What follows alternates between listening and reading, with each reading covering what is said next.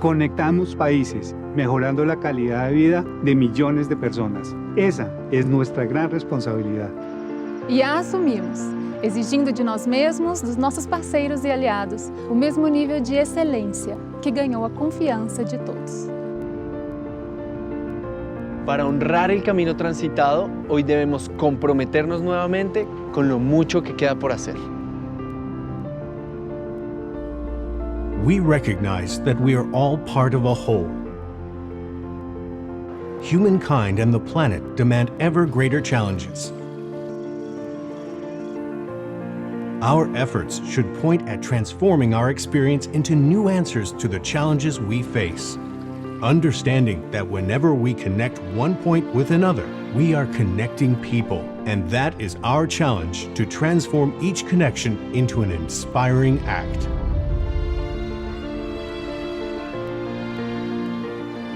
If we are aware that we are all one and the same, there is connection.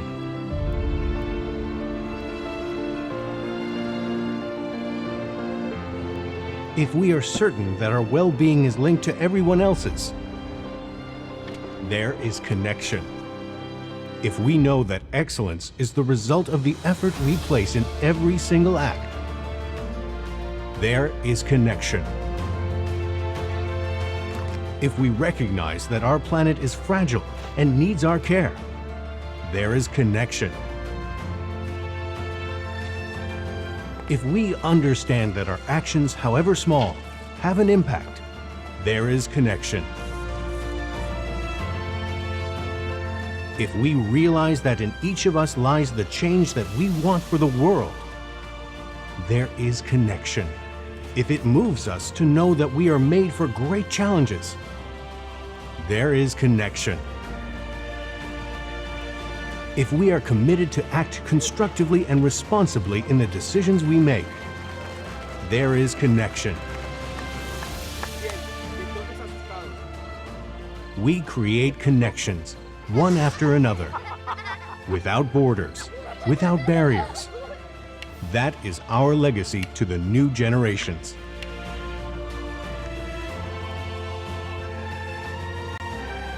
We are convinced that if there is connection, there is life. Let's celebrate. ISA, Connections that Inspire.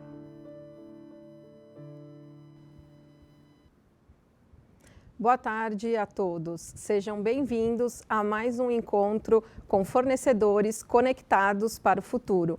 É um prazer imenso tê-los aqui hoje.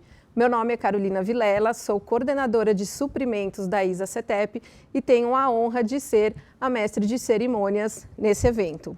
Antes da gente começar, gostaria de destacar que todos que estão participando deste evento fizeram testes do Covid e testaram negativo. Portanto, por mais que estejamos sem máscaras nesse momento, estamos respeitando todos os protocolos recomendados. Bom, no dia de hoje, vamos apresentar muitas novidades, os principais avanços obtidos no último ano e nos conectar ainda mais com o futuro e a partir das oportunidades que temos pela frente. E para isso é essencial avançarmos na agenda do evento, em prol da qualidade, eficiência e sustentabilidade.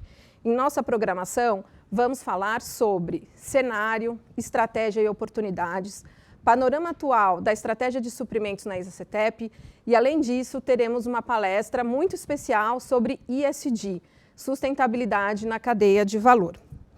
E ao longo de todo esse evento, vocês podem enviar as suas perguntas, que tem um botão embaixo da transmissão para que vocês enviem as suas dúvidas e no final do evento a gente vai poder respondê-las. E agora, para iniciarmos oficialmente o nosso evento, apresento a mensagem do presidente do Grupo ISA, diretamente da Colômbia, Bernardo Vargas.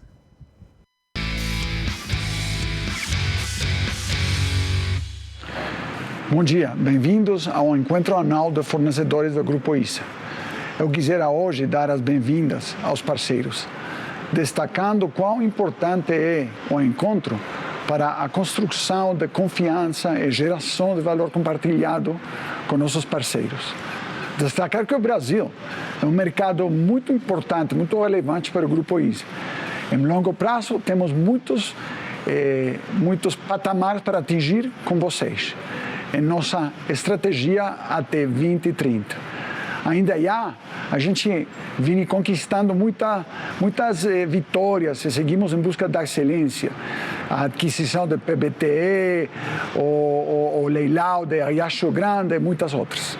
Nossos avanços no plano futuro estão baseados em nossa atuação, em nosso desenvolvimento com os parceiros e aliados, que possam seguir nessa jornada conosco neste dia. Eu agradeço, porque a reunião de parceiros é fundamental para nosso pilar vida, verde, inovação, desenvolvimento e alianças, acompanhamento. É muito importante. Bem-vindos.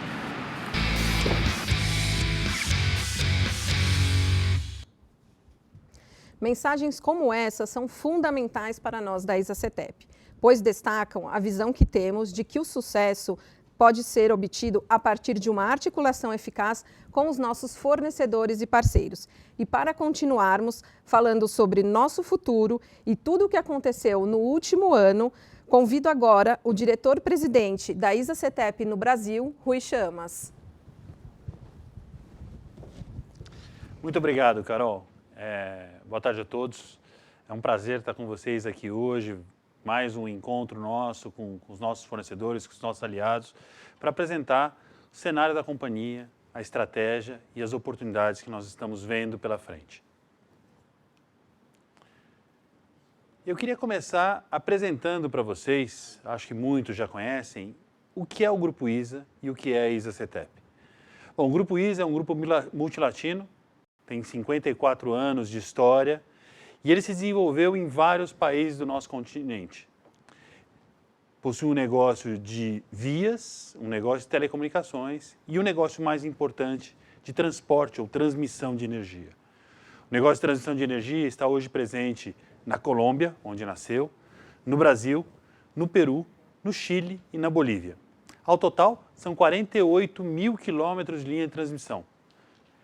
95 mil MVA de capacidade de transformação em todo esse continente, criando uma grande área servida pelo nosso grupo. Quando nós damos um foco no Brasil, nós percebemos a relevância do nosso negócio no nosso país e deste negócio para o grupo. No Brasil, nós estamos falando de 20 mil quilômetros de linha, 78 mil MVA de capacidade de transformação, passando por 17 estados, com 26 mil quilômetros de circuito, representando 33% da energia no país e 94% do serviço de energia no estado de São Paulo. 140 subestações e 22 gigawatts de conexão em fontes renováveis. Muito relevante, a maior empresa privada de transmissão de energia no nosso país. Quando nós olhamos quem somos, nós percebemos que as oportunidades aparecem quase que naturalmente. E, junto a elas, desenhamos uma estratégia 2030 que vai nos permitir crescer ainda mais a nossa pegada dentro do Brasil. Dividimos essas oportunidades nos projetos Greenfield, que são os projetos que nós ganhamos em leilões. Projetos de reforços e melhorias, que são os projetos que nós fazemos na malha legada do Estado de São Paulo. Além de novos negócios que desenvolvemos, tudo isso baseado na modernidade, na transformação digital que alavanca, que catapulta os nossos projetos. Quando eu falo de projetos Greenfield, olhando para trás, 14 lotes arrematados nos leilões dos últimos anos. Desde 2016, arrematamos lotes que, em investimento ANEEL, representam 6,3 bilhões de reais de investimento. Investimentos esse ano que estão se materializando em 1,1 bilhão de reais, com um crescimento de 68% em relação ao ano anterior. E eu comemoro aqui o lote que ganhamos ao final do ano passado, foi o segundo maior lote do leilão, o lote Riacho Grande. Esse ano, a nossa expectativa é de energizar de 3 a 4 projetos. Um foi energizado no primeiro semestre, devemos energizar nas próximas semanas um projeto em Lorena e outros caminham de forma avançada na sua execução. Passando aos projetos de reforços e melhorias, esses são projetos de atualização tecnológica ou de troca de equipamentos dentro da nossa planta no estado de São Paulo. O investimento este ano, até o final do segundo trimestre, já somava mais de 230 milhões. Um crescimento de 74% quando eu comparo com 2019. Este ano, mais de 130 projetos já foram entregues, o que, sem dúvida, é uma contribuição muito relevante para reforçar a confiabilidade, a garantia da energia no estado de São Paulo, ainda mais num ano em que nós vivemos uma crise hídrica que todos vocês conhecem. Temos já autorizados pela ANEEL mais 277 projetos, que somam 1,5 bilhão de reais nos próximos anos. E a nossa expectativa é seguir crescendo o valor dos nossos investimentos, alcançando algo entre 450 e 500 milhões mínimo por ano até 2030. E, finalmente, falo da vertente dos novos negócios. Em novos negócios, nós falamos de projetos comprados, projetos de fusão e aquisição, como foi o PBTE. PBTE é uma linha que conecta duas subestações nossas em São Paulo, Piratininga e Bandeirantes, com um circuito subterrâneo. É um projeto que foi adquirido pela EasyCetep por 1,6 bilhão e ele entra no nosso sistema com absoluta sinergia, fazendo com que a nossa companhia ganhe mais musculatura para seguir crescendo. Além de desenvolvimentos inovadores, como o projeto de baterias que estamos desenvolvendo para abastecer algumas regiões do estado, ainda em fase de aprovação, e avanços dos projetos imobiliários. Nós temos hoje na companhia um banco importante de terrenos que não servem o negócio elétrico e estamos estudando como fazer um desenvolvimento da separação desses terrenos para que eles possam gerar recursos que nos permitam investir ainda mais no setor elétrico. Essa é a nossa ambição de crescimento. Quando nós falamos de o tamanho que temos, os nossos projetos de crescimento, quanto estamos investindo, eu gostaria que vocês não percebessem nisso arrogância ou aquela sensação de estarem falando com uma empresa grande demais para que vocês possam estar próximos ou colaborar. Ao contrário, para mim, esse ativo que nos é legado, ele é uma responsabilidade. E é nossa função fazer com que ele siga se reforçando, siga crescendo, para que nós deixemos para as próximas gerações uma companhia ainda mais sustentável, com um crescimento ainda mais robusto, servindo ainda melhor a sociedade brasileira. E é isso que eu gostaria de convidá-los para, junto conosco, realizarem como tarefa. Agora, para isso, nós temos desafios que são claros e estão dados. O que nos trouxe até aqui não nos levará mais adiante. É fundamental que nós encontremos a maneira de operar que vá garantir a competitividade para a nossa companhia, para que a gente enfrente o que vem sendo demandado cada vez mais pelo mercado e pela sociedade. E aqui eu trago alguns elementos para a nossa reflexão. O primeiro, que é a digitalização, descarbonização, descentralização, os famosos 3Ds, que aparecem hoje cada vez mais na agenda ESG, e falaremos disso em breve, como essenciais. Nós precisamos trabalhar para reduzir a geração de gases de efeito estufa no nosso planeta e reduzir o fenômeno do aquecimento global, que gera fenômenos extremos no nosso clima, como estamos vivendo hoje no Brasil, e temos vivido a cada ano. A cada ano nós falamos da seca mais importante dos últimos séculos, das chuvas mais fortes e mais extremas das últimas décadas. Isso é fruto da nossa ação no planeta. Ainda podemos fazer um trabalho importante na descarbonização da nossa economia e o setor elétrico tem um papel fundamental para isso. Só que, para atender isso, será necessário entrar com fontes renováveis, infelizmente intermitentes, solar, eólica, e para isso, uma oportunidade que aparece é a construção de linhas, porém com uma característica diferente do passado.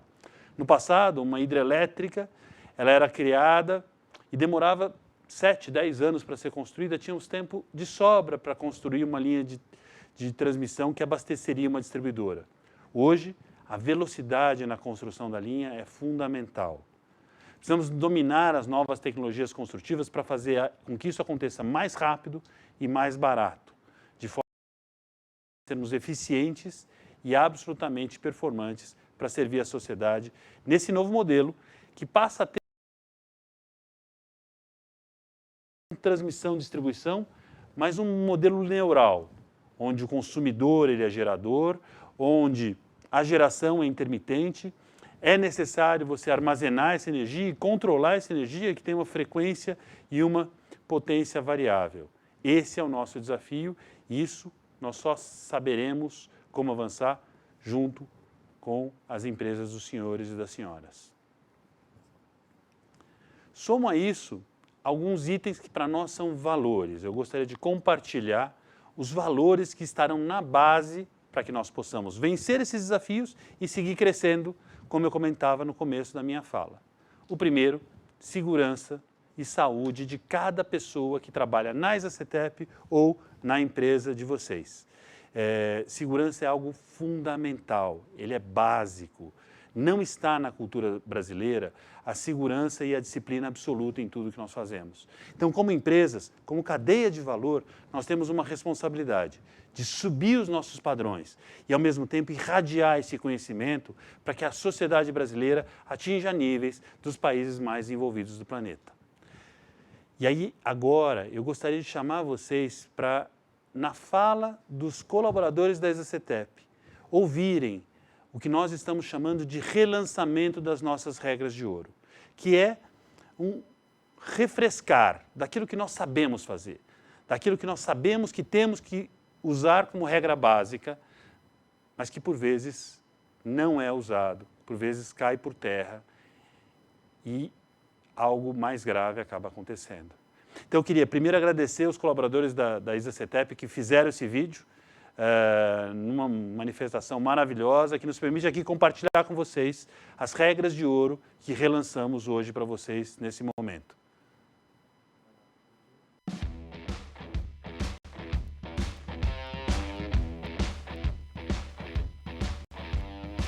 Eu me conecto com a vida quando analiso os riscos que eu e meus colegas corremos antes de iniciar qualquer atividade. Eu me conecto com a vida quando inspeciono e garanto que todos utilizem ferramentas e equipamentos de proteção.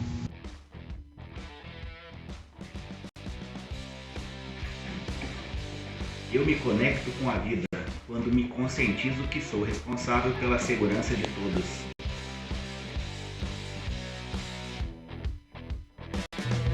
Eu me conecto com a vida quando eu me certifico que estamos cumprindo todos os procedimentos de segurança antes de iniciarmos qualquer trabalho com eletricidade.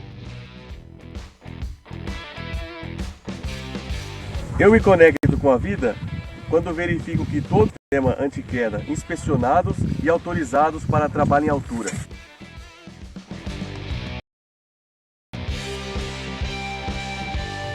Eu me conecto com a vida quando cuido de minha segurança e de meus colegas, em situação de trabalho, em espaço confinado e escavações.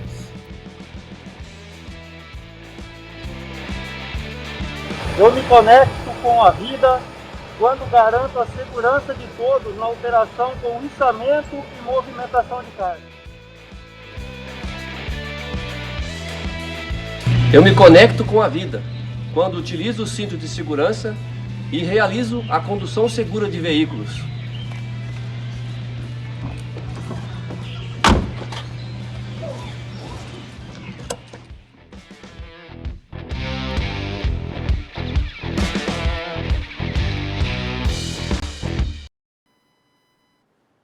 Vocês acabaram de ouvir as 8 regras de ouro que nós estamos relançando e divulgando internamente e externamente como base deste valor que para nós é fundamental. Eu costumo dizer que segurança não é uma prioridade, é uma premissa. Prioridade nós podemos mudar a cada ano, uma premissa não, é um valor absoluto. E para nós só nos interessa trabalhar com pessoas que compartilhem desse valor conosco. Aproveito para passar agora para um segundo valor importante, que é o que vai permitir a diferenciação do nosso trabalho, a diferenciação de tudo que a gente faz para garantir o progresso, não do nosso negócio, mas de toda a sociedade. E aqui eu trago alguns exemplos de coisas que estamos fazendo hoje. Nós já temos nos nossos centros de controle, em Bom Jardim e Cabreúva, sistemas de inteligência artificial que nos permitem controlar com mais facilidade essa rede neural que eu comentava agora há pouco, passou a ter muito mais manobras em função da complexidade que o sistema ganha com as energias intermitentes que entram no sistema e com a carga que passou a ser muito mais volátil do que era antes. Manutenção de linhas com uso de drones, e eu vou mostrar em breve um vídeo muito interessante. Estamos usando isso de forma importante e reduzindo muito os nossos custos e, sobretudo, o risco das pessoas subirem nas torres e o tempo necessário para fazer uma inspeção que garanta a boa manutenção dos ativos sob nossa responsabilidade. Subestações digitais, cada vez mais usando sistemas de comando e controle com sistemas digitais, e em breve imaginamos inaugurar a subestação de Lorena, que é dotada praticamente apenas por sistemas digitais. A primeira subestação digital a fazer parte da rede básica no Brasil, que deve ser inaugurada e energizada em poucas semanas. E, finalmente, uma plataforma colaborativa que nós desenvolvemos para a comunicação entre centros de operação, para minimizar a necessidade do uso do telefone e a ocorrência de enganos de operação.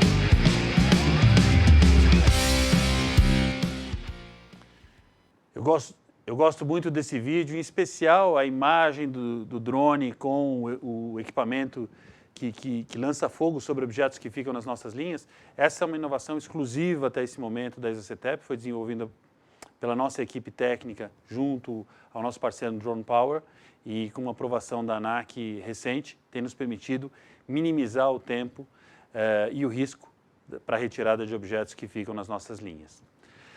Compartilho com vocês agora um outro valor fundamental, ética e transparência. Para nós essa é a maneira de fazer negócio. Tenho certeza que isso deve dar a cada um de vocês que nos escutam a tranquilidade de estar trabalhando com uma empresa que prega os mais altos níveis de ética e transparência.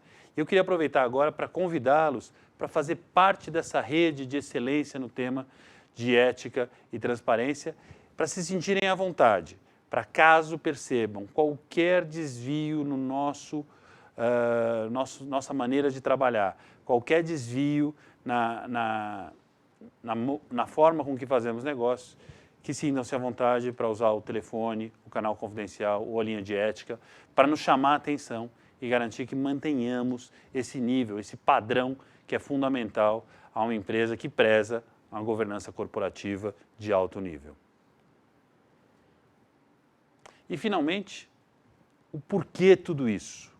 Apresentei a companhia, o que nós estamos fazendo, apresentei para vocês o que nós estamos vendo como visão de futuro e crescimento, nossos valores, mas é fundamental que todos tenhamos claro que a nossa missão é seguir avançando numa plataforma que nos permita crescer de forma sustentável.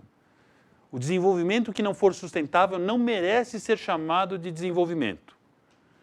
Nós temos o orgulho de sermos uma empresa carbono neutro desde 2019, mas isso é pouco, isso é pouco. Eu fico muito feliz quando falamos de ESG, e em breve teremos uma apresentação para vocês sobre esse tema com um especialista, porque esta visão ESG traz para nós uma janela que nos permite valorizar o que fazemos e fazer ainda melhor, junto com vocês, o que é fundamental para as questões ambientais, do E, sociais, do S, com uma alta governança corporativa.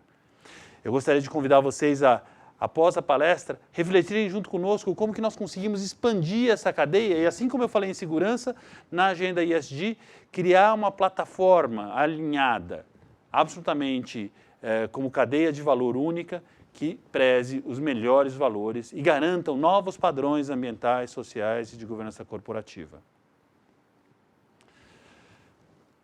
Tendo dito isso, eu gostaria de chamar para vocês Jesus Navarro, que é o nosso responsável de suprimentos na Exacetep, para compartilhar com vocês a nossa estratégia de suprimentos e aquilo que nós estamos fazendo para, junto com vocês, atingir os nossos sonhos e buscar os padrões mais altos de realização de negócios. Chucho, por favor, é com você. Obrigado, Rui. Boa tarde a todos e muito obrigado por participar conosco neste nosso encontro com fornecedores 2021. Eu quero contar para vocês como suprimentos contribui diretamente na nossa estratégia de crescimento, com todas as rotas de crescimento que o Rui comentou há pouco. Suprimentos lidera comercialmente desde a estruturação dos projetos até a operação da companhia. Na verdade, até a desativação ou a alienação dos ativos que desativamos, porque porventura chega no final da vida útil, certo? Mas falando de projetos em construção, hoje suprimentos contribui com a diretoria de projetos para entregar os projetos que temos em andamento, suma 6 bilhões de reais em CAPEX ANEEL, e nos permite uma RAP média anual de 501 milhões por ano, certo? Nesses projetos, temos participado com vocês, temos construído com vocês, aproveitando toda essa capacidade de fornecimento que tem no Brasil, no longo do país, conectando os grandes centros de geração sustentável que tem o Brasil hoje, com as grandes demandas de energia no sul do país. Mas estamos vivendo, como comentou o Rui, um grande aumento de investimentos também em reforços e melhorias. Neste ano, multiplicamos por 3 os investimentos em reforços e melhorias. Chegamos em 300 milhões de reais, que é 3 vezes o que tínhamos em 2019. Mas já estamos olhando para o futuro 2022 até 2023, onde a gente espera ter mais de 500 milhões de reais por ano em investimento de reforços e melhorias. Construir isso, o que a gente chama de fábrica de receitas, tem que ter por trás toda uma fábrica de projetos, uma fábrica de compras, e para isso a gente tem como objetivo uma visão estratégica de plano de compra, uma visão estratégica de crescimento, tanto nos processos como na estruturação de parcerias, certo? Essas parcerias, lembrando também, reforçando também, que o potencial de crescimento que foi publicado pela EPE no seu plano decenal de expansão, nos apresenta um volume de 30 bilhões de investimentos ainda não otorgados nos próximos 10 anos, certo? Desses, a gente pode falar de 5 bilhões em reforços e melhorias, dos quais 1 bilhão já seria, na rede da Exacetep. Ou seja, o potencial de crescimento é grande para a Exacetep. Aí, lógico, a gente quer contar com a parceria qualificada de todos vocês. Para isso, o que estamos fazendo? No ano passado, no encontro do ano passado, mostramos para vocês o que era a metodologia de sourcing estratégico, que é um trabalho onde a companhia olha para trás como é que temos feito no passado, mas como deveríamos fazer no futuro essas estratégias, essas parcerias que temos com vocês. Nesse sourcing estratégico, por cada categoria, convidamos vocês a fazer workshops de ideação, para trabalhar conosco, para construir a melhor maneira de definir o modelo de trabalho conjunto. Um ganha-ganha, mas um ganha-ganha de longo prazo. Este ano, esperaríamos terminar 100% das categorias, da revisão estratégica das categorias. Acho que vamos chegar a 90%, acho que a pandemia também, com esse cenário de crescimento, mas a pandemia tem ajudado para que a gente evolua e aprenda bastante com as novas estratégias, é um exercício periódico, mesmo que estamos chegando nesse 90%, na verdade, a gente chega no final e volta a começar, né? Então, volta a trazer uma análise de qual seria a melhor maneira e vamos construir essa nova maneira com vocês. Eu vou pedir para vocês, aí no link, se vocês têm participado conosco em um workshop de ideação ou num encontro conosco, por favor, nos diz aí, no final vou comentar quantos de vocês têm participado conosco. E se tem alguma sugerência, fazer perguntas, por favor, faça aí para a gente, tá? A interação que temos com os fornecedores vai além do sourcing, vai além do contrato. Mas é importante ressaltar que essa parceria começa com o nosso cadastro, né? Com a informação que vocês entregam para a gente no nosso cadastro de fornecedores. A gente checa algumas informações básicas, né, financeiras, de constituição da companhia, de dívidas para o Estado, enfim.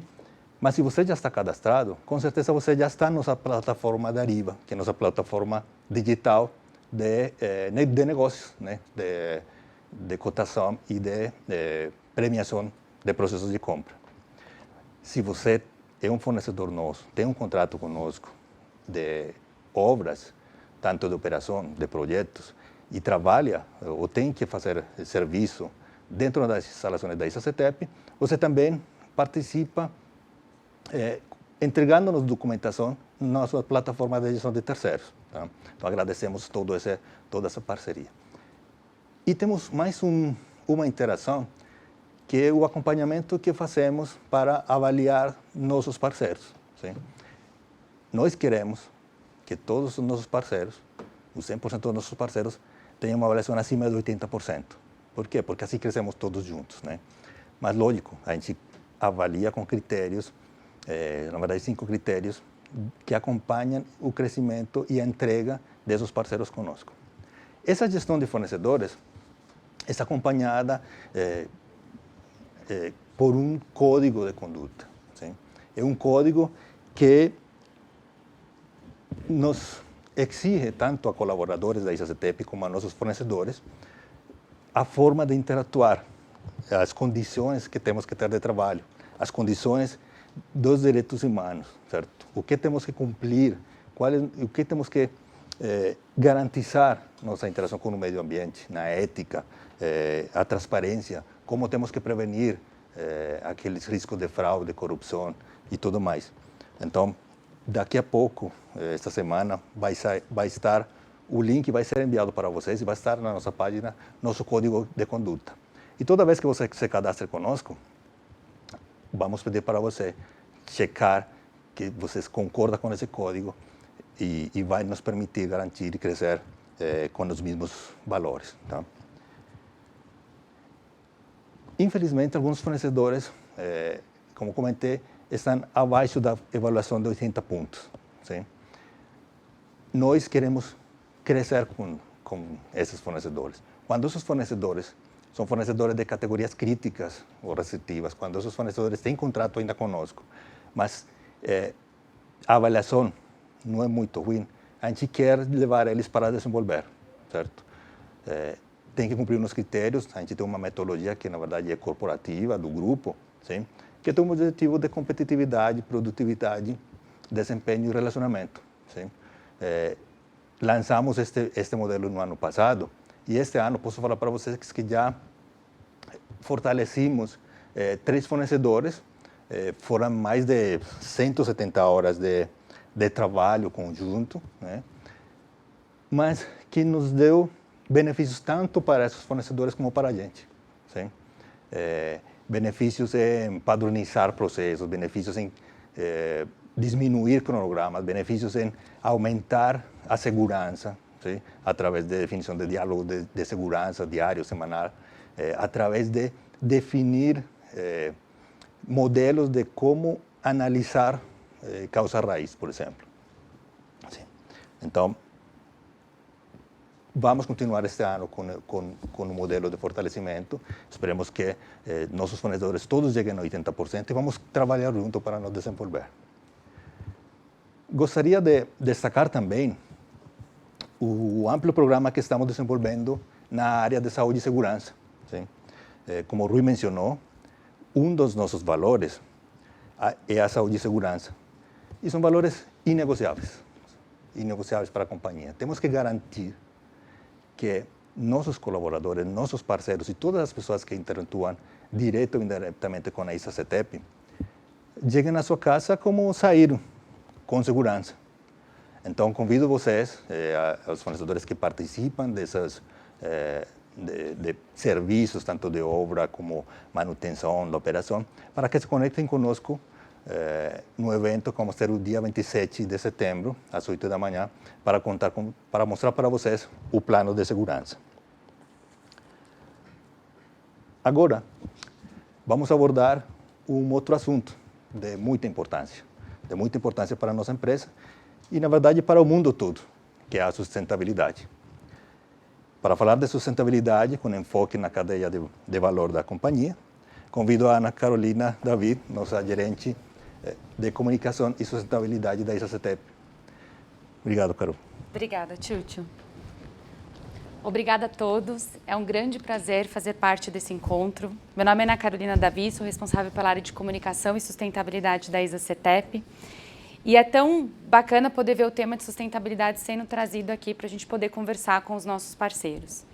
A gente costuma dizer que o nosso compromisso com a sustentabilidade começa pela nossa marca. Ao incorporarmos a cauda da onça pintada no nosso logotipo, a gente reafirma o nosso compromisso com o planeta. Como o Rui comentou no começo, a nossa estratégia está baseada na geração de valor sustentável. E nós fazemos isso por meio de um pilar super importante, que é criar impacto positivo, social e ambiental, nas comunidades em que a gente opera. E a gente entende a sustentabilidade não como uma área ou um departamento, mas como uma forma de ser, uma forma de atuar. Na área ambiental, a gente tem obtido muitos avanços, né? Nós temos uma meta clara de, até 2030, reduzir 2 milhões de toneladas de CO2 no planeta. E fazemos isso em duas frentes. Primeiro, dentro de casa. Então, a gente tem uma série de medidas para mitigar e reduzir o nosso impacto ao meio ambiente, na nossa operação e na manutenção, com medidas de ecoeficiência para reduzir o consumo de energia, de água, de SF6, que é um gás que a gente utiliza nas nossas subestações e que tem, sim, um impacto de efeito estufa. Também fazendo toda a parte de compensação, ou seja, as emissões que a gente não consegue reduzir, ou que a gente está numa trajetória de redução, a gente faz a compensação a partir da compensação de créditos de carbono.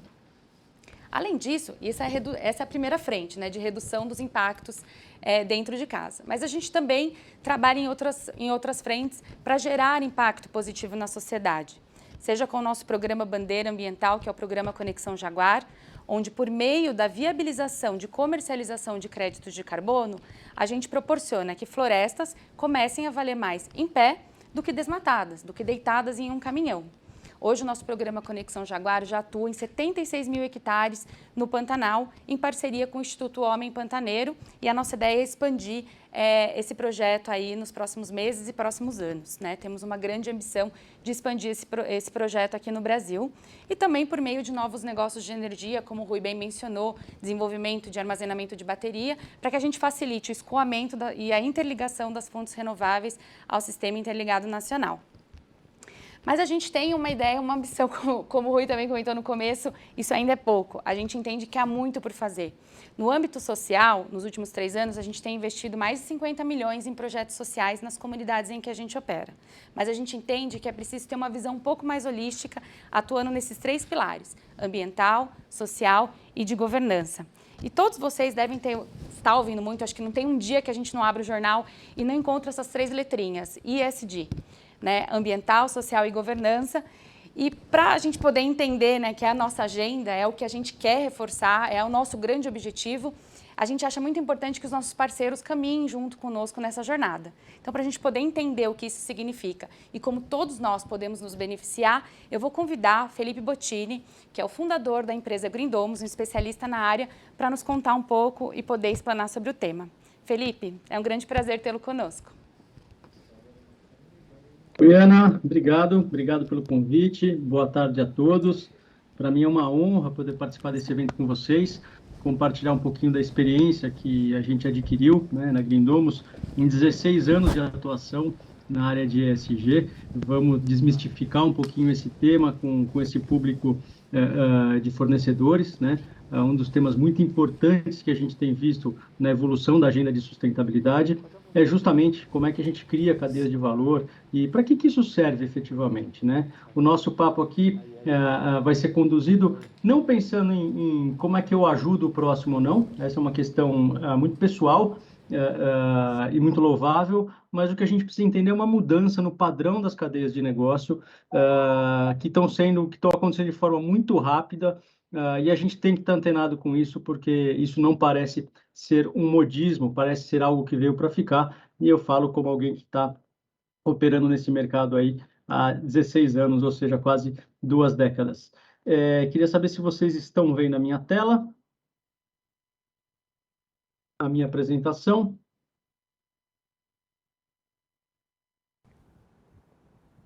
Sim, estamos vendo, Felipe. Apareceu, legal.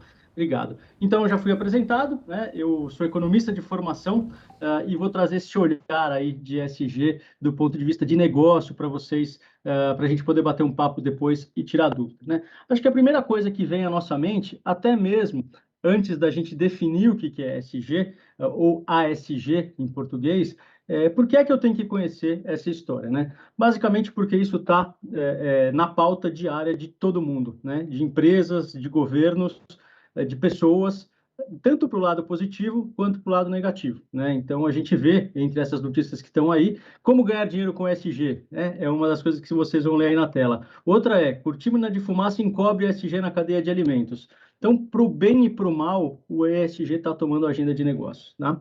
A gente vive uma era de transparência, acho que ninguém tem dúvida disso, e a agenda ESG é algo que tem gerado cada vez mais interesse. Para vocês terem uma ideia, segundo o Google Trends, que é o Google, ele faz um ranking de palavras procuradas, né? Então, o termo ESG, nos últimos 12 meses no Brasil, aumentou a sua procura em mais de 8 vezes, né? O que representa um crescimento de 1.250%, né? As pessoas querem atrás disso, elas querem entender o que isso é, e mais, a partir do momento que elas entendem, e hoje vocês vão entender em mais detalhes como é que isso funciona, elas passam a exigir uns dos outros que se comprometam com essa agenda. Legal, pessoal? Então, vamos falar um pouquinho, né?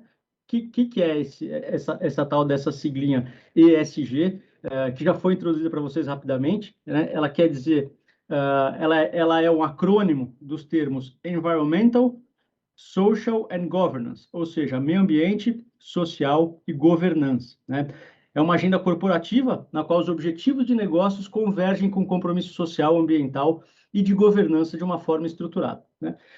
Por que a gente fala que objetivos de negócio convergem com o compromisso social? Porque isso é diferente de assistencialismo, né? Não é um objetivo individual, não é um herói, não é uma pessoa de reputação que quer ajudar a comunidade. Não, é alguém que está pensando puramente em negócio e percebeu que na hora que eu consigo combinar esses elementos, eu coloco a empresa num patamar que traz valor para ela, né? E, claro, para toda a sua cadeia, na cadeia que ela está inserida. O valor que se gera aqui, a partir da comunhão desses 3 princípios, ele é algo que beneficia o meio ambiente, a parte social, e, claro, pautado nas questões de governança, que também beneficiam a sociedade e o meio ambiente. Então, cada um desses aspectos se retroalimenta, tá?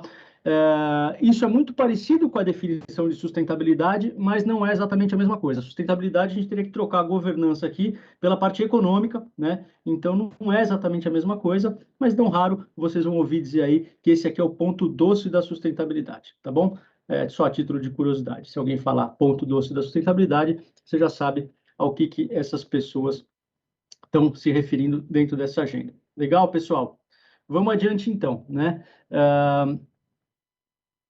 Vamos dar alguns exemplos do que são aspectos abordados em cada um desses pilares. Vamos começar pelo meio ambiente. Então, quando um negócio, né, tem que convergir seus objetivos com o meio ambiente, onde é que ele vai buscar esse tipo de ação? Então, ele pode buscar isso a partir da redução de um impacto ambiental negativo, como foi mencionado a redução e a compensação de emissão de gás de efeito estufa, né?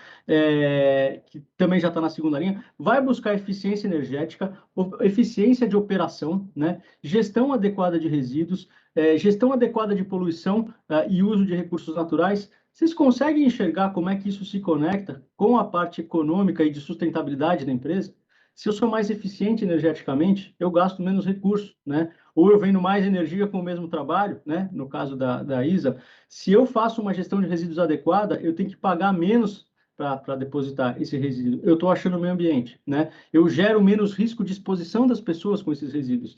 Então, ainda que a gente tenha ações de cada pilar, é importante que a gente dê esse olhar de compreender como é que esse pilar se conecta com os outros, porque se não houver uma conexão, uma visão múltipla e multidisciplinar, a gente não está falando de ESG, a gente não está falando de sustentabilidade, a gente está falando de ações pontuais, né?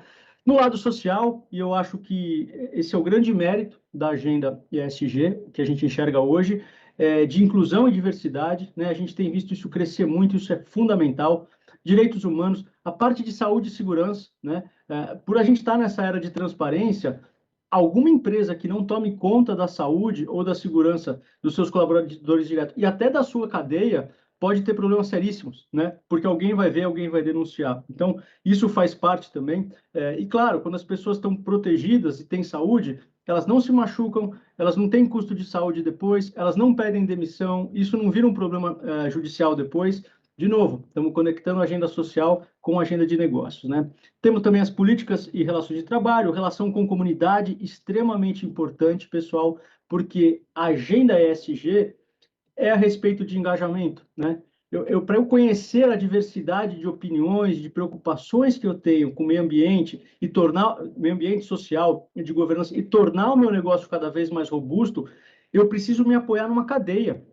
Eu preciso me apoiar numa cadeia de valor onde todos pensem parecido e todos gerem esse valor para que ele possa ser compartilhado entre essa cadeia. Então, a relação com as comunidades, no sentido amplo, a comunidade de colaboradores, de acionistas, até governamental ou comunidades de entorno, é fundamental. Não há como negligenciar isso numa agenda ESG em forma nenhuma. E a parte de capacitação, evidentemente, é algo que, quando a pessoa é mais qualificada, ela tende a ser mais eficaz, mais produtiva, que é um dos objetivos da ISA, que foi apresentado na apresentação anterior. Enfim, entre uma série de outros, tá? E na parte, né, de governança, gestão corporativa, diversidade no conselho, ética e transparência, estrutura de comitê, auditoria fiscal, política de remuneração da alta administração. Então, esses são os aspectos, né, que, de novo, a gente não está olhando puramente a gestão corporativa tal como ela era antes, é conectada com a agenda ambiental e social, senão a gente está falando do modelo tradicional de negócio. E é claro, né, que essa mudança exige também uma mudança de comportamento, né, e traz a gente para reflexão, porque a gente vai ter que entrar nessa agenda, tá? Então, a gente já sabe, né, que está na moda esse negócio e não deve sair de moda, não é um modismo, né? Tá na moda, mas não é um modismo, vai continuar por aí. Por que a gente vai se engajar com isso, né? Então, se eu até agora não convenci vocês de por que isso é importante, quer dizer que eu fracassei miseravelmente, mas eu vou engajá-los nesse momento, né? Dá uma olhadinha nesse gráfico, pessoal. Essas linhas que vocês estão vendo, elas representam duas carteiras diferentes de ações que são negociadas na B3, né? Que é a Bolsa de Valores, basicamente a Bolsa de Valores do Brasil, aqui de São Paulo, né? Mas ela junta outras aí enfim, e acaba sendo o principal balcão de negócios. A linha azul escura é uma cesta, ela mostra para a gente a valorização de um conjunto de ações de negócios tradicionais, né? E a azul clara, ela mostra a variação, né, e o crescimento, né, do valor das ações de um índice, né, ou seja, uma cesta, um conjunto de ações que é de um índice que chama ISE, Índice de Sustentabilidade Empresarial. Então, para que a empresa faça parte desse índice, ela tem que estar engajada com uma série de coisas. Ela tem que estar engajada com as questões sociais, com as questões de governança, com as questões ambientais, emissão de gás de efeito estufa e tudo mais. E esse índice foi criado, né, mais ou menos em 2005. E aí, olha que curioso, quando a gente olha isso aqui, a gente vê que até 2009, 2010, até parecia um mau negócio estar em sustentabilidade. Por quê? Porque quando você é pioneiro em alguma coisa, você gasta esforço, você gasta energia, você gasta recurso que não necessariamente vai ser reconhecido rapidamente. Mas era algo visionário na época. A partir de 2011, esse negócio descolou e está descolado até hoje, né? Então, você ter uma empresa listada em bolsa que consegue alcançar o índice de sustentabilidade empresarial é quase que uma garantia de que o teu negócio é mais rentável do que outros que não sejam, né? Então, a questão, de novo, de engajar em ESG não é para ser bonzinho, é porque na hora que você se engaja numa agenda ambiental e social, né, e de governança, o mercado reconhece o valor em você e, de fato, você passa a valer mais, né? E, claro, ninguém faz isso sozinho, né? Não existe sustentabilidade, não existe ESG sozinho. Eu tenho que estar muito conectado com a minha cadeia, que é a cadeia que vai agregar valor, né? É como se fosse um ecossistema, pessoal, né? Quando eu tenho várias coisas funcionando em simbiose, onde o resultado de uma ajuda a outra, que resulta em algo melhor que ajuda uma, e cria um círculo positivo, né? Um círculo virtuoso positivo, é assim que as coisas funcionam. E da mesma forma, quando você não está associado a essa agenda, quando você está negligenciando essa agenda, você tende a se aproximar de uma rede, de um ecossistema que não está preocupado com isso e que tende ao fracasso, né? Então, é importante você se inserir numa cadeia de valor. Não à toa a ISA CETEP, ela tem essa abordagem de... Por que ela está trazendo vocês para conversar aqui hoje? Por que esse é o tema do encontro anual com os fornecedores, né? Por quê? Porque ela entende que é fundamental criar uma cadeia de valor. Não para ela ganhar sozinha, mas para que todos vocês ganhem junto, né? E o exemplo que eu trago aqui é o exemplo do inventário de emissão de gás de efeito estufa, né? Acho que alguns de vocês conhecem, outros não, mas eu vou explicar mais ou menos o que é isso. Quando você vai quantificar as emissões de gás de efeito estufa que o seu negócio gera durante um ano, você divide ela em 3 escopos, né? Escopo 1 são suas emissões diretamente ligadas às suas operações, né? Como, por exemplo, aquele combustível que é queimado no drone, né? O escopo 2, que é o consumo de eletricidade da rede, né? E o escopo 3, que são outras emissões indiretas. Tá? O que são as outras emissões indiretas? São aquelas emissões que estão ligadas de alguma forma ao seu negócio, mas você não controla, né? Alguns exemplos. Você, a negócio, vai pegar um táxi e vai se locomover para visitar um cliente. Você não sabe que combustível está lá, não foi você que abasteceu, você não controla. Você vai pegar um avião e vai voar negócios. Você não controla aquela emissão, mas de alguma forma ela está ligada ao seu negócio. O resíduo que vai para um aterro, né? O transporte da matéria-prima para ela chegar até a tua planta quando você vai transformar alguma coisa, né? Da onde vem para a ISA a infraestrutura, os cabos e tudo aquilo que ela é líder no país hoje, né? Tudo isso vem de algum lugar e tem uma emissão associada ao seu negócio, mas não é do seu controle direto.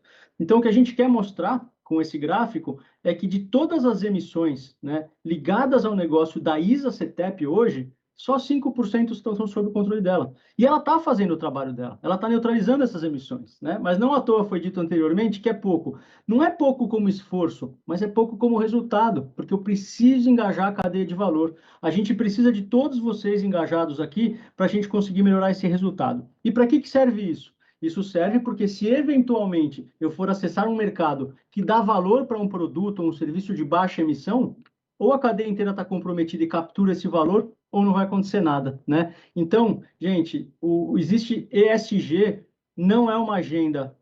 Primeiro, não é uma agenda de ligar e desligar, que nem um interruptor. Eu sou ESG ou não sou. Ela é uma agenda constante, ela é uma busca constante que acontece o tempo todo e necessariamente passa por uma cadeia de valor. O esforço só é válido, só vai ter resultado se for feito por todos, né? Que nem eu disse, é um ecossistema. Ele tem que cooperar para sobreviver e não deve ser novidade para a maioria de vocês ter esse tema de emissão de gás de efeito estufa, que eu estou usando só como exemplo, tá? A questão de diversidade, a questão de condição de trabalho é cada vez mais algo que é exigido. A gente tem um tema novo entrando agora, que é LGPD, né, que é proteção de dados, que é um tema muito sério também. Enfim, o dinamismo que a gente enxerga é algo muito importante, e nós vamos falar disso um pouquinho a seguir, né?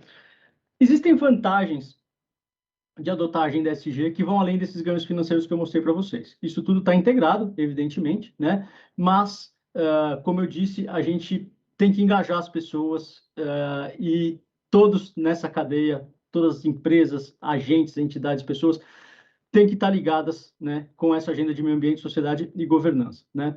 Por que isso, gente? Porque é legal conversar com as pessoas? Não, dá trabalho pra caramba falar com as pessoas, dá muito trabalho ouvir as pessoas.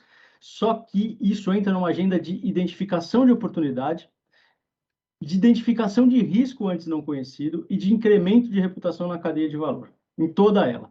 Como é que eu identifico oportunidade? Gente, não existe nenhum negócio que conhece tudo, né? Por que é que eu tenho um fornecedor de alguma coisa no meu negócio?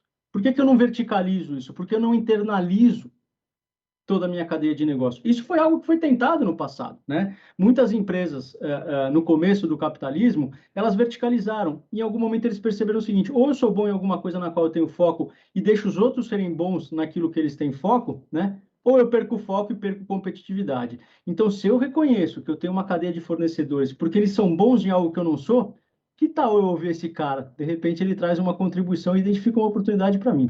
E aí tem N exemplos, inclusive alguns bastante anedóticos, né, de como fazer isso, né, identificar oportunidade. Tem uma que eu gosto muito de contar, eu nem sei se é verdadeiro, mas serve como reflexão, que havia uma reunião, né, executiva dos líderes de uma indústria que vende pasta de dente, e eles tinham um desafio enorme de aumentar a venda de pasta de dente. E pasta de dente é o que a gente chama em economia, né, de demanda inelástica. Não importa se eu deixo mais caro ou mais barato, o que se consome daquilo não aumenta, né? Eu posso tomar mais refrigerante ou comer mais chocolate se ele ficar barato, mas pasta de dente eu vou escovar os dentes 2 ou 3 vezes por dia e não vou mudar o hábito.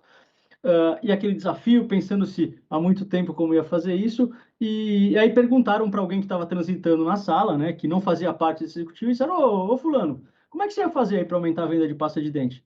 É bem simples, né? Aumenta o tamanho da boca, né? Que vai sair mais e as pessoas vão desperdiçar.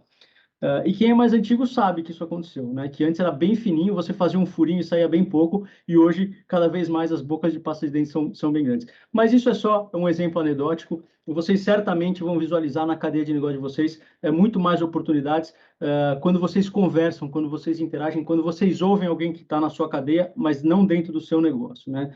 Outra coisa é identificar riscos antes não conhecidos, né? Então, você está produzindo um negócio, você não está preocupado com emissão de gás de efeito de estufa, já o seu cliente fala assim: ó, já isso aqui vai ser regulado, estão sinalizando para a gente.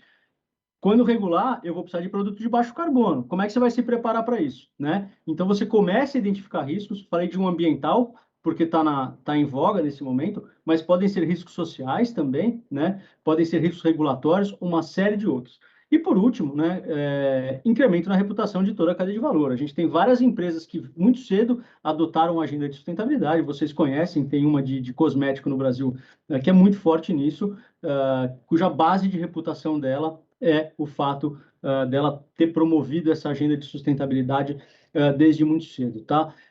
E o que é legal da gente estabelecer uma agenda de ESG? Os desafios são dinâmicos. Hoje a gente fala de gás de efeito estufa. No futuro a gente vai estar falando de proteção de dados.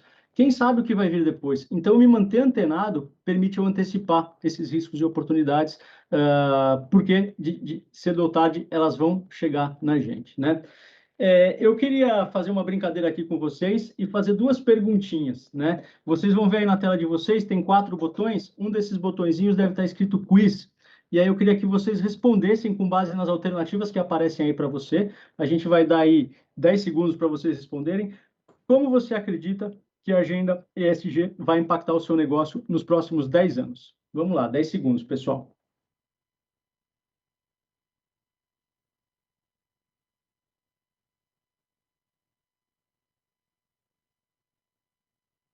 Bem, agora, antes da gente mostrar as respostas, eu queria fazer uma segunda pergunta para vocês, né?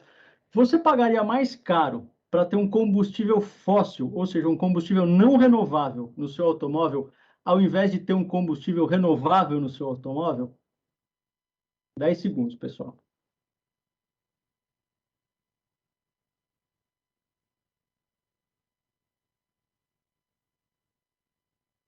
Muito bem. Nós vamos discutir as respostas de vocês no final da apresentação, tá? Então, gente, a gente está quase no final aqui do nosso bate-papo, depois a gente vai abrir para pergunta. O que vocês percebem é que essa agenda, né, como qualquer agenda e como qualquer coisa que aconteça, ela é causa e resultado de uma mudança de comportamento. As empresas são feitas de pessoas, as cadeias de empresas são feitas de pessoas. Quem toma a decisão não é um logotipo, é uma pessoa que está sentado ou um grupo de pessoas por trás daquele logotipo.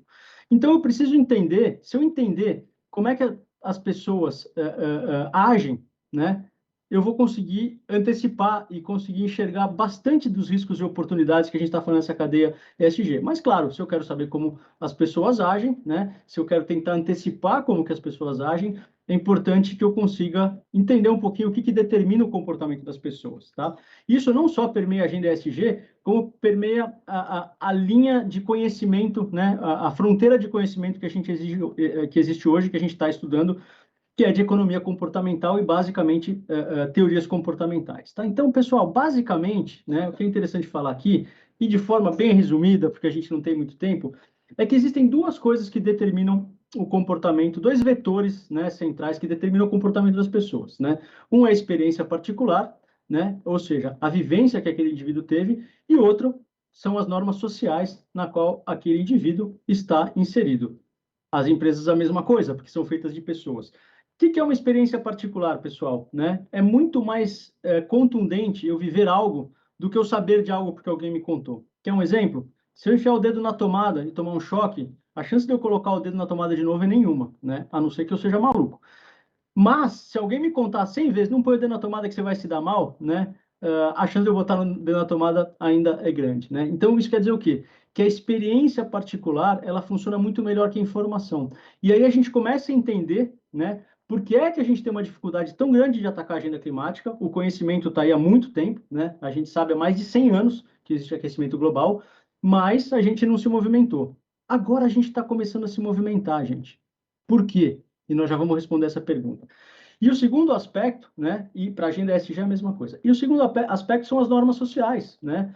Nós somos todos em algum nível, Maria vai com as outras, né? Ou seja, a gente faz o que os outros fazem. Não, Felipe, você está exagerando, eu não sou assim, né? Eu não sou Maria vai com as outras, eu tenho uma personalidade muito forte, né? E aí eu vou contestá-los, infelizmente. Em algum nível, todo mundo tem um nível de livre-arbítrio, sim, mas em algum nível todo mundo é Maria vai com as outras. Por exemplo, todo mundo acredita em dinheiro, né?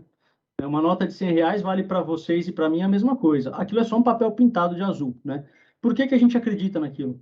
Basicamente porque todo mundo acredita. Isso é uma norma social, né? E quando eu consigo converter alguma coisa, né, um comportamento, para que ele vire uma norma social, ele fica robusto pra caramba. Vou dar um exemplo para vocês. Quando fizeram a lei de que era obrigado a usar o cinto de segurança no Brasil, tinha um monte de gente que não queria usar, era uma briga e tal, e não vou, porque não acredito. Tinha informação de que morria muita gente em acidente, que o cinto salvava vidas. Mas, né, quem viveu a experiência particular provavelmente não sobreviveu para contar a história, então não tinha muito efeito. Aí, qual foi a experiência particular que criaram? Multa. Começou a doer no bolso, né?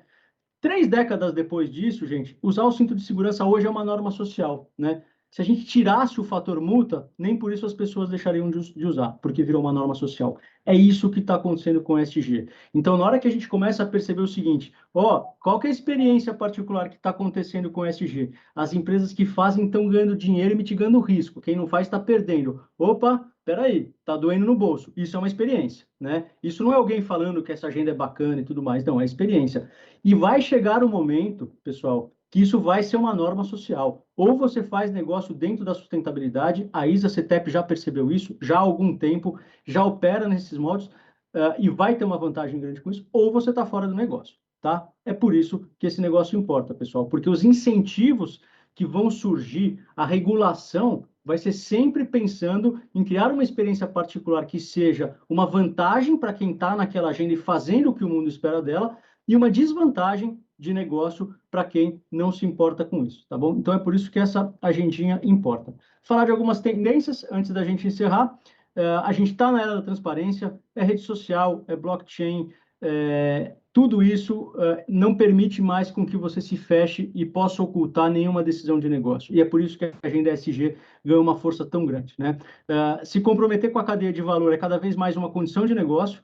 Então, se você falar, eu estou aqui, eu só quero vender o produto mais barato, eu não estou nem aí se alguém está usando trabalho escravo nos meus insumos, é um risco tremendo de negócio. E cada vez mais esses indivíduos vão ser excluídos dessa agenda. E claro, como eu já falei, quem sair na frente nessa agenda vai ter, já está tendo uma vantagem competitiva. Vocês viram o gráfico, né, de valorização das ações da SA, que, de novo, é uma empresa grande, não é a nossa realidade, uma empresa de capital aberto, mas se a gente fizer parte daquela cadeia, certamente a gente vai capturar valor. E se a gente não aderir a esses princípios, a gente não vai ter acesso a essas cadeias de valor, né? E, claro, no futuro, em breve, isso vai ser uma condição de negócio, não vai ser mais uma vantagem competitiva, né? Como eu disse, a ISA-CETEP não entrou nessa agenda agora, ela está nessa agenda há bastante tempo já, né? Então, a gente dividiu aqui para mostrar alguns dos elementos, não vou tratar um por um, mas algumas coisas são legais da gente destacar, né? 76 mil hectares de florestas protegidas no Pantanal, programa Conexão Jaguar. Isso não só é bom do ponto de vista de clima, mas também de biodiversidade, né? Num ecossistema extremamente vulnerável. Para vocês terem uma ideia, um hectare, gente, é o tamanho de um campo de futebol, né? Nós estamos falando aqui de 76 mil campos de futebol.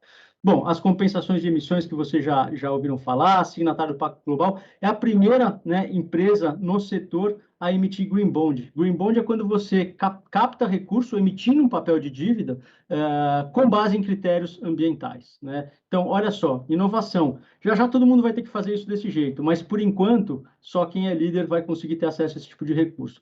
Na parte social, combate à pandemia, um que eu acho muito relevante é 60% de participação de mulheres na diretoria executiva. Gente, isso é muito incomum e muito legal, é um diferencial, efetivamente, de ESG, e toda a preocupação e os programas de saúde e segurança do trabalho, que impactam não só os colaboradores diretos, mas indiretos também, e na parte de governança também, né, membro independente no Conselho de Administração, enfim, uma série de outras ações aí que estão no site da ISA para vocês conhecerem em detalhes.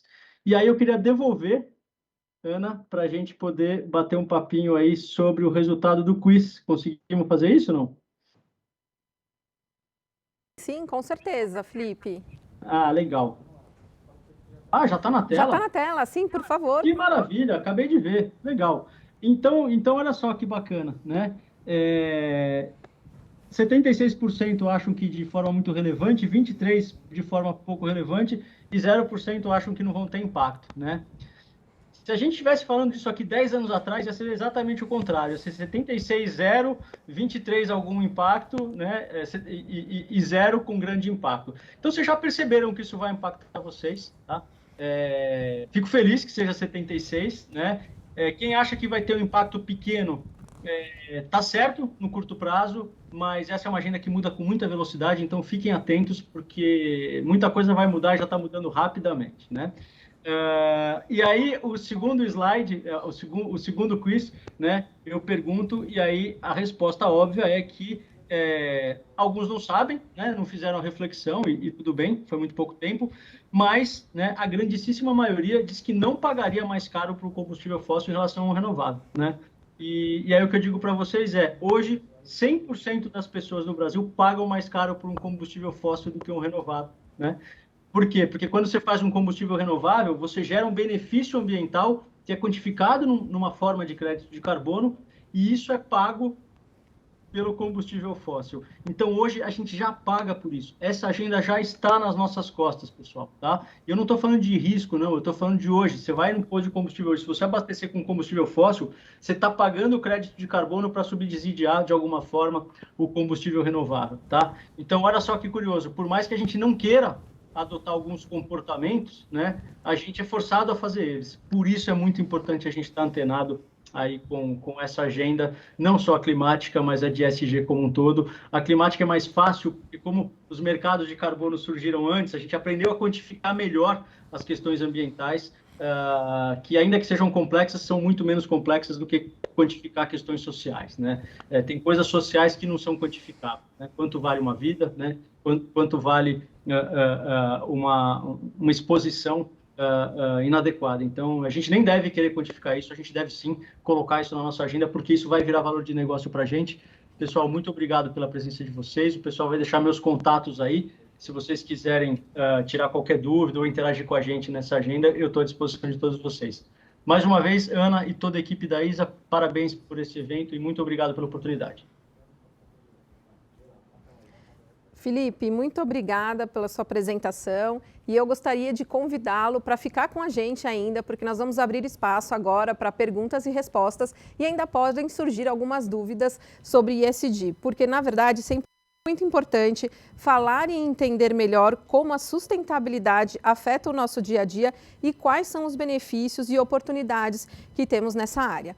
Portanto, chegamos no momento para que a gente possa abrir para perguntas e respostas. Tá? Para isso, para aqueles que ainda não enviaram as suas dúvidas, essa é a hora. Por favor, cliquem no botão que tem aí no final da tela e enviem as suas dúvidas para que a gente possa esclarecer. E agora, para que a gente possa seguir para esse passo, eu convido o Rui e o Tchutchu para que a gente possa esclarecer as dúvidas de vocês.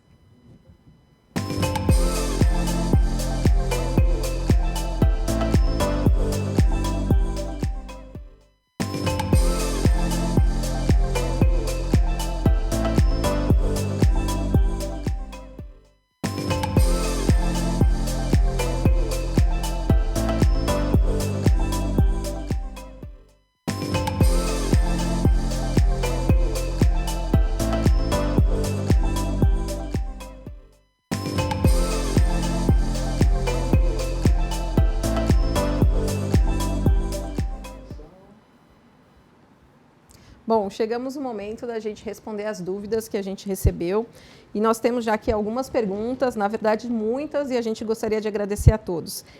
Bom, começamos com a primeira pergunta. Rui, por favor, gostaria que você nos ajudasse. Como a aquisição da ISA pela Ecopetrol impacta nas diretrizes da ISA-CETEP? Bom, obrigado pela pergunta. Eu queria começar esclarecendo que a pergunta talvez esteja mal colocada. Não houve uma aquisição da ISA pela Ecopetrol, houve uma mudança de controle indireto. A ISA, grupo colombiano, ela pertencia, ela tinha o controle de mais de 50% das ações nas mãos do Ministério da Fazenda da Colômbia, que transferiu essas ações para uma outra estatal, que é a Ecopetrol. Então a empresa continua controlada pelo governo colombiano, ela continua sendo uma estatal na Colômbia. Quando foi feita a operação, ela foi fechada recentemente, houve uma manifestação das duas empresas reforçando que a ISA continuará sendo a ISA. E, de fato, eu vejo até um lado positivo nessa operação. A ISA agora faz parte desse conjunto controlado pela Ecopetrol, que é uma empresa de hidrocarbonetos que tem uma agenda de desenvolvimento das questões de sustentabilidade e na busca de diversificar o seu negócio, cada vez mais caminhando para negócios sustentáveis, que pode até favorecer de forma importante o desenvolvimento dos negócios do Grupo ISA. Então, eu vejo como positiva a operação de mudança da nossa estrutura societária, nenhum impacto potencial negativo eu consigo perceber. Obrigada, Rui. Tchutchu, temos aqui uma pergunta. Dos fornecedores cadastrados, como a ISA-CETEP seleciona os fornecedores que participarão dos processos de contratação? Obrigado, Carol. Bom, é simples, né? Na verdade, se você está cadastrado, nosso sistema faz um check-in de financeiro, de questões de sociedade, né?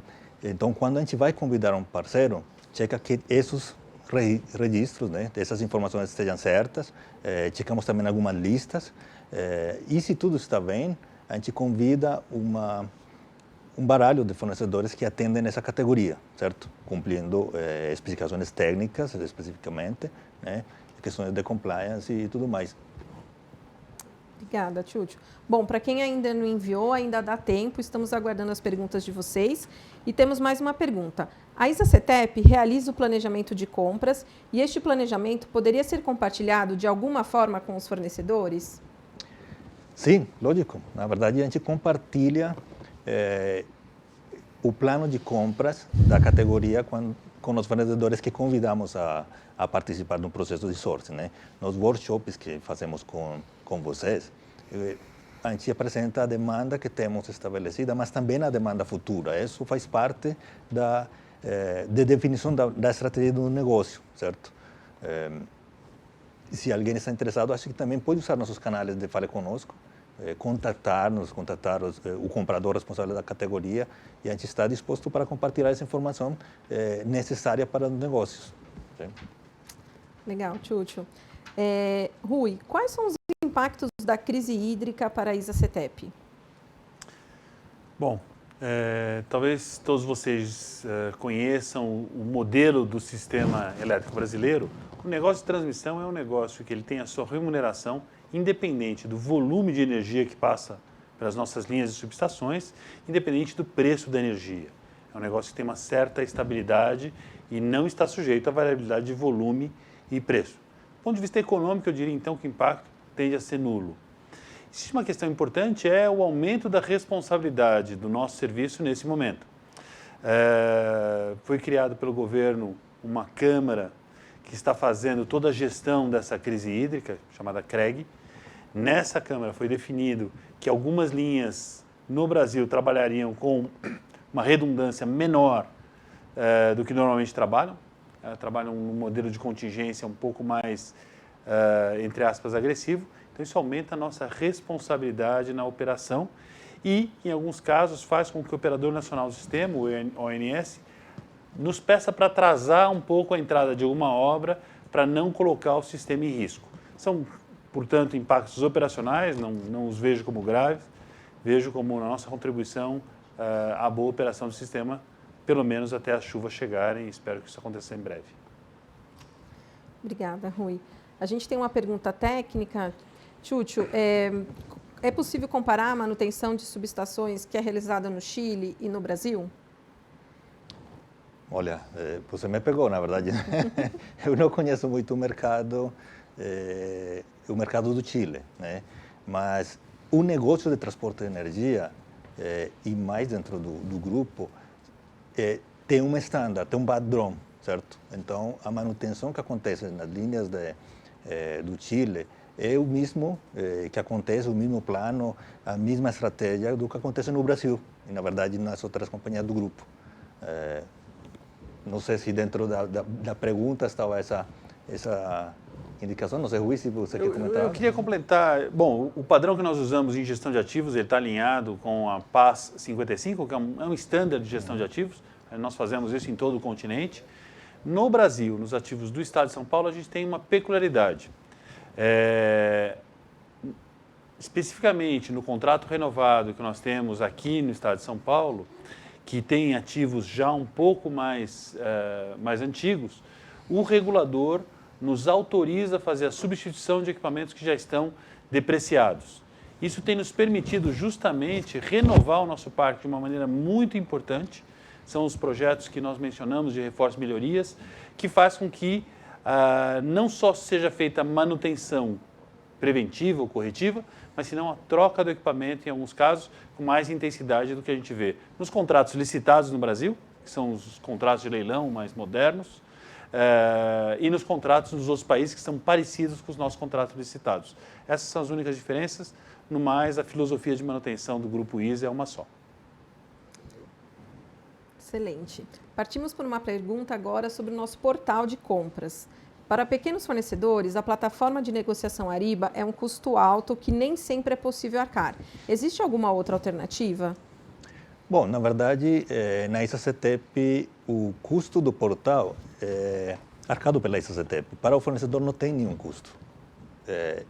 E é assim, nossa plataforma de negócios. É uma plataforma básica digital. Não sei se tem alguma dúvida, também pode contatar a gente, né? Mas não tem um custo para o fornecedor. Isso que eu ia falar, Chucho. Se estão sendo cobrados, para eles nos avisarem, né? Para que a gente possa identificar esse possível equívoco, né? E atuar também com relação a isso. Aí nós temos uma pergunta sobre a avaliação.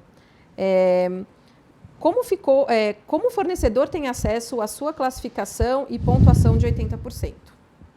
Bom, Carol, vou juntar com outra pergunta que vi aqui sobre os pilares, sim, da avaliação. Vou contar um pouco, né? Todo contrato a gente avalia toda vez que termina o contrato.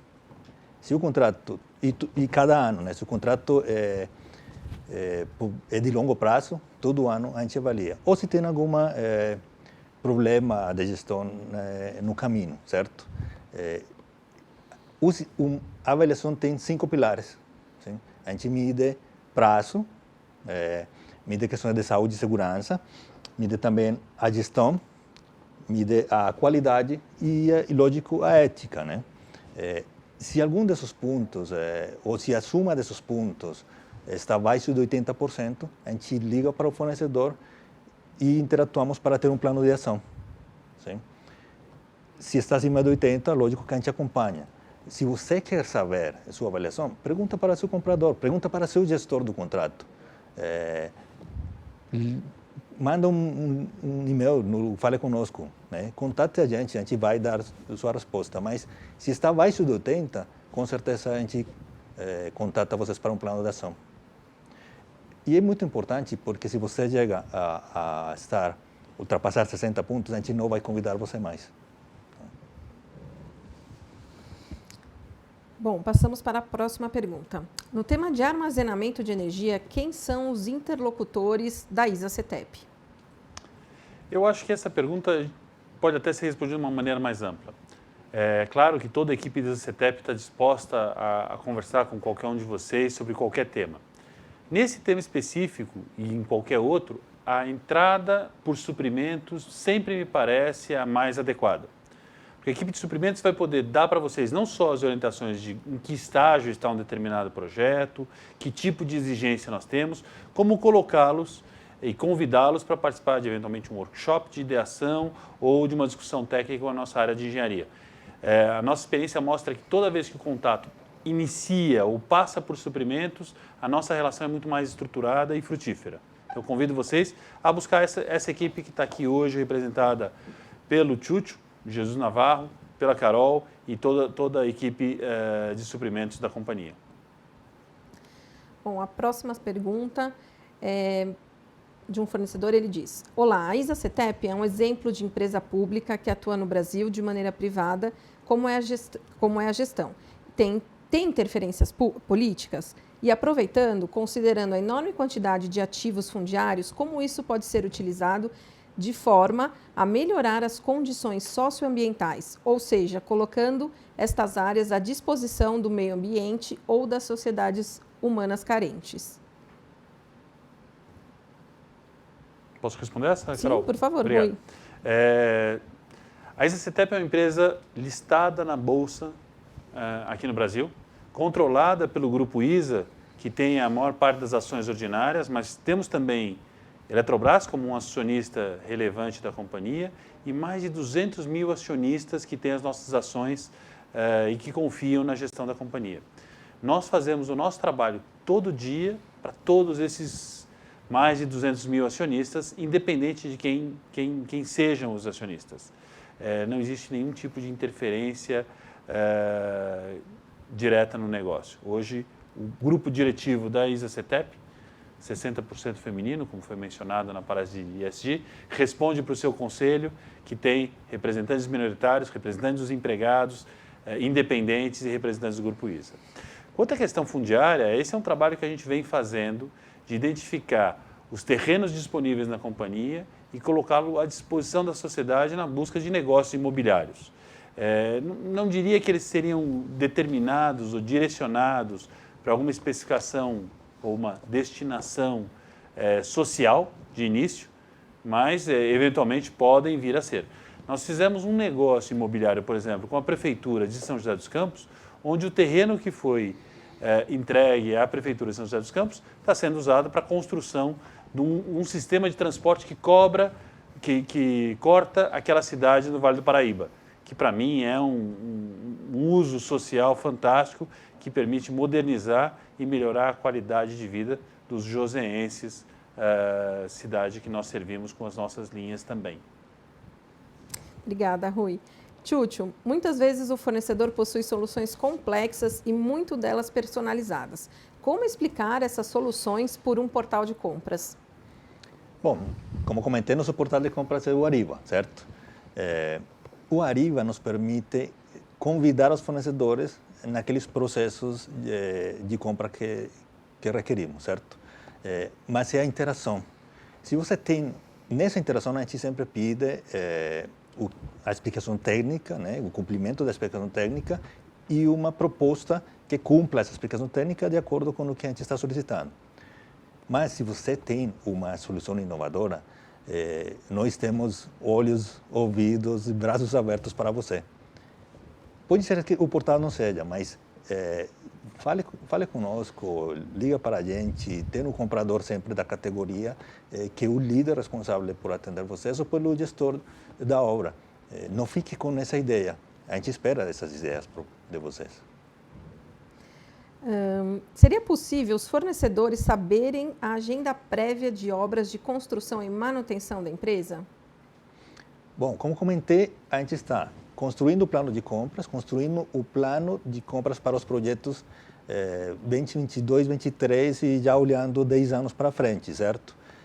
Esse é o plano de obras que a gente está tendo, não somente para as compras. Estamos construindo duas coisas. Dentro dos projetos, dentro das contratações, a gente forma para os fornecedores convidados esse plano de crescimento. Sim? Mas estamos construindo uma parceria que chamamos de fábrica de compras, sim? Onde, na verdade, a gente está adiantando para os fornecedores que vão nos acompanhar ter um planejamento de 6 meses. Cada 6 meses, a gente já sabe o que vai fazer os próximos 6 meses. E vamos assim crescendo nesse volume de crescimento que a gente mostrou de reforços e melhorias. Sim? Mais uma vez, quer trabalhar com a gente? Liga para a gente. A ISA-CETEP tem interesse em atuar na geração, Rui? Carol, eu vou somar essa pergunta a uma outra que apareceu agora, perguntando se nós poderíamos usar os terrenos disponíveis da companhia para a construção de parques solares. Nós não temos hoje na nossa agenda, na Visão 2030, a diversificação para geração. Esse é um negócio que hoje a companhia não tem como foco. Portanto, a resposta para as duas perguntas é negativa para nós como investidores. Agora, se vocês me perguntarem se um dia nós poderemos vender um terreno, disponibilizar um terreno para que alguém faça uma geração solar, por que não? Pode ser algo bastante interessante. Eu sou entusiasta da geração solar, eu acho ela uma maneira muito eficiente, especialmente de forma descentralizada, de reduzir a necessidade que nós temos das fontes fósseis e até mesmo a dependência das usinas hidrelétricas a reservatório.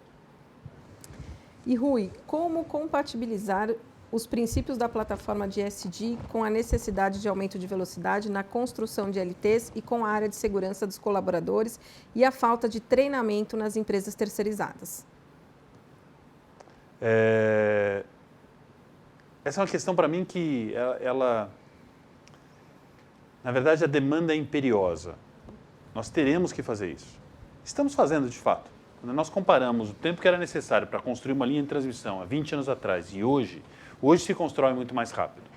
Acho que nós podemos ir além, construir ainda mais rápido usando inovação, usando tecnologia, usando conceitos que a construção das linhas e a própria engenharia civil vem se desenvolvendo aos poucos. Quando a gente compara a evolução da engenharia mecânica com as práticas de desenvolvimento da engenharia civil, a engenharia civil ainda pode se desenvolver muito mais. Tive uma experiência muito interessante alguns anos atrás, onde nós comparamos a produtividade de uma equipe de engenharia brasileira com uma equipe de engenharia europeia. Nós somos 7 vezes menos produtivos na construção de uma linha. Interessante, no mesmo ponto nós fizemos a comparação da construção de uma linha no Brasil e uma linha na Índia. Nós somos 7 vezes mais produtivos que os indianos. E eu tive a oportunidade de ir lá visitar como era construído. Claro, a hora que você visita uma unidade na Índia, você percebe que lhes falta tecnologia, falta treinamento. O que nós precisamos fazer é investir em treinamento, equipamento, sistemas construtivos para avançar na direção do que os países mais desenvolvidos já fizeram. Obrigada, Rui. Chuchu, temos aqui uma pergunta de um fornecedor de equipamentos, né? Ele diz assim: sou fornecedor de equipamentos eletromecânicos para a rede de transmissão. Qual é o nível de exigência do ESG para as contratações para esses materiais? Bom, na verdade o que comentamos com o Felipe, né, é que a agenda da ESG está em crescimento. Hoje, para equipamentos de manutenção, a gente não tem uma especificação clara, né, específica, mas estamos começando a trabalhar em cada uma das categorias, certo? Vamos ter também no próximo ano algumas auditorias específicas de sustentabilidade, específicas para um grupo de fornecedores. E eu acho que essa agenda vai começar a crescer, né? Lógico, temos muitas coisas ainda, muitas coisas já em andamento, né? As questões de saúde e segurança, ética, governança, mas a articulação de toda essa agenda, Rui, eu acho que a gente está começando a crescer, né? Sim. Concordo. Bom, aí Tchutchu Rui, fiquem à vontade para responder essa pergunta. A ISA-CETEP entende que há poucos leilões, ou seja, poucos investimentos em transmissão por parte dos leilões que estão ocorrendo? Eu posso responder essa? Não, eu acho que nós temos hoje no Brasil um sistema de planejamento de longo prazo, organizado pela EPE, e depois um planejamento dos leilões entre ANEEL, Ministério, muito bom, muito bom. Tivemos durante alguns anos uma quantidade importante de lotes que vieram a leilão porque havia um represamento. Daqui para frente a gente deve ter, segundo o plano decenal, algo como 30 bilhões de reais em lotes que serão leiloados entre agora e o final da década. Agora, no meio do ano, nós vamos ter um leilão, no final do ano, perdão, um leilão que vai somar mais de 3 bilhões de investimento. Já estão previstos outros dois para o ano que vem. Menos do que nós tivemos pós-represamento, mas eu diria que é uma boa velocidade. Sobretudo para a nossa companhia, este tipo de oportunidade se somará aos investimentos de reforço e melhorias, garantindo um fluxo de investimento importante daqui até o final da década. Temos mais uma pergunta que acabou de chegar e ela diz o seguinte: a ISA-CETEP possui uma grande malha urbana de LT em São Paulo e em diversas localidades em terrenos de alto valor econômico. Além de que a poluição visual impacta muito. Vocês têm plano de conversão dessas redes ou algumas para subterrâneas? Nós estamos estudando essa oportunidade imobiliária e é possível que, em alguns casos, se justifique você enterrar essa linha para que você possa fazer uso do terreno. É uma tecnologia bastante cara ainda e ela só vai se justificar em casos de que a terra tenha esse valor para ser criado. Mas em alguns dos nossos estudos, isso talvez seja viabilizado. É possível que isso aconteça. Tchutchu Rui, obrigada. E nesse momento a gente vai aproveitar a participação do Felipe no evento e a gente tem aqui uma pergunta sobre ESG. E se vocês tiverem mais perguntas, fiquem à vontade também para mandar. Felipe, já está com a gente na tela? Eu estou ouvindo vocês, não sei se eu estou... estou sim. Sim, estamos ouvindo. Felipe, temos aqui uma pergunta. Para uma empresa de menor porte que está querendo se engajar na agenda ESG, por onde você recomenda que essa empresa comece?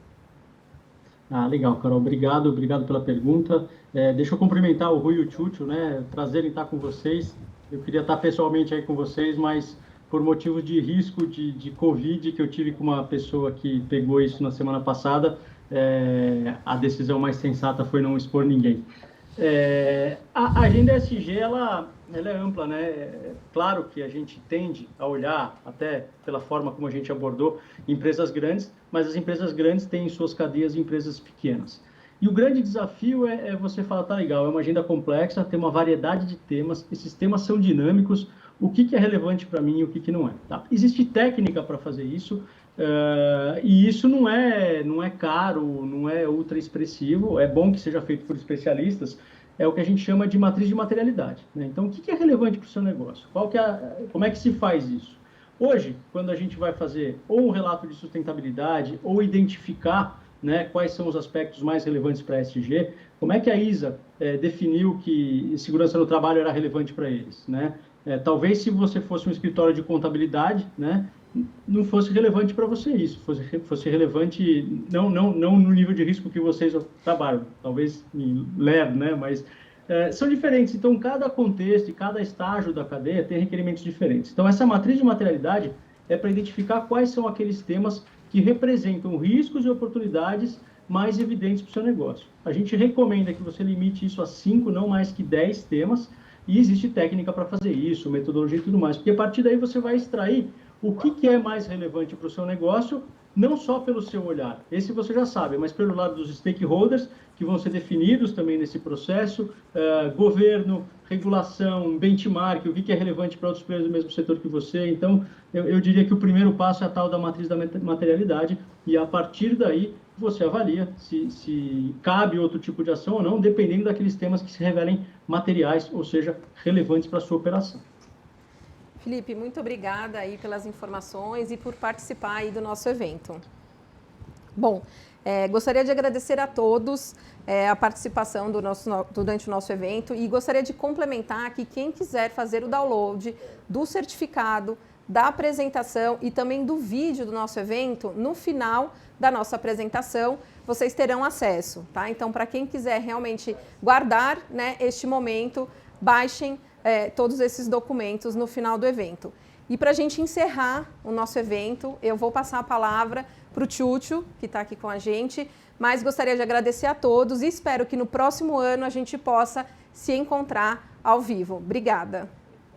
Obrigado, Carol. Por mais um ano, tive a oportunidade de encerrar, com vocês este nosso encontro com fornecedores. Esperando, como fala Carol, que seja o último virtual, contar com o Felipe e com todos vocês num evento presencial. Antes de terminar, quero comentar que recebimos de vocês a resposta que 67% de vocês já participaram conosco nos workshops, de ideação. Isso significa que parte de vocês, o que nos dá uma felicidade, mas que temos ainda mais por fazer, que temos muitos fornecedores potenciais que a gente gostaria de trabalhar. Então, deixo aqui a gratidão, por isso, por participar conosco neste evento, e reforço nossos canais de comunicação, como já falei, contata-nos no nosso canal de Fale Conosco, no nosso link da isacetep.com.br. E para quem não sabe, a gente também é muito ativo nas redes sociais, Facebook, Instagram, LinkedIn e YouTube. Então, por favor, fique conosco, liga a gente e muito obrigado a todos. Pode vinheta de encerramento.